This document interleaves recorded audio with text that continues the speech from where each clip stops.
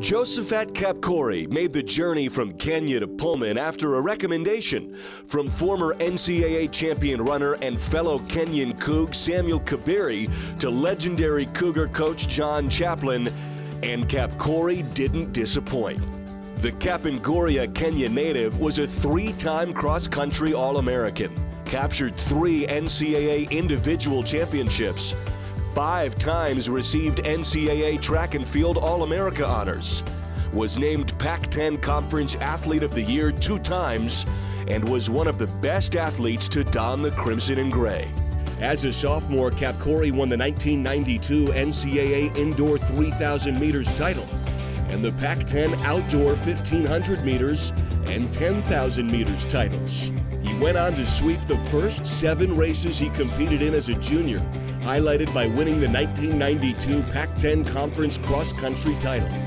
In the fall of 1993, Kapkory capped his career with his 2nd straight Pac-10 cross-country title and followed with the NCAA cross-country national title a couple weeks later before claiming another NCAA indoor 3,000-meter title in early 1994. Kapkory added yet another monumental feat to his resume in the spring of 1994, becoming the first person in conference history to win the steeplechase, 5,000 meters, and 10,000 meters events at the Pac-10 Championships.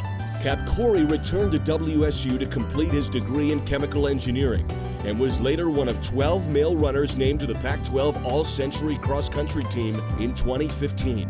Tonight, Josephat Kapkory's journey takes another victory lap with his induction into the Washington State Athletic Hall of Fame. Those of you who are looking and wondering how Joe Kapkory put on so much weight, he wasn't able to be here this evening, unfortunately, and Coach Chaplin also was not able to be here, so Bill Stevens asked if I would accept the award for Josephat, and I was happy to do so. I did not coach him directly. He was a distance runner, as you saw from the video piece, and was an outstanding competitor. But I was around him enough, and 1991, I was given the charge to take Josephat to the NCAA cross-country championships in Tucson, Arizona. And he was our only competitor. And we got down there and got a rental car. And as we're driving to the hotel, I looked over and I said, "Joe," you said, "you ever driven a car?" Shook his head, "No." I said, "Well, maybe we'll have a driving lesson while we're down here." And we got to the hotel, got checked in, and while we were out, found a large warehouse vacated and a huge parking lot in it. And I said, "Here we go." And I took him over there, got over in the shotgun seat and put him behind the wheel. And I had hoped that he had been kind of watching what goes on behind the wheel. And I was wrong. He got in there, and I told him how to put it in gear, and didn't put his foot on the gas and just held on to that steering wheel. We just started rolling across that parking lot. I said, "Okay, good first lesson." So the moral of that story is the next summer I saw him in town, and somebody had spent more time with him on learning how to drive, and he was driving around town in some big American blimp car.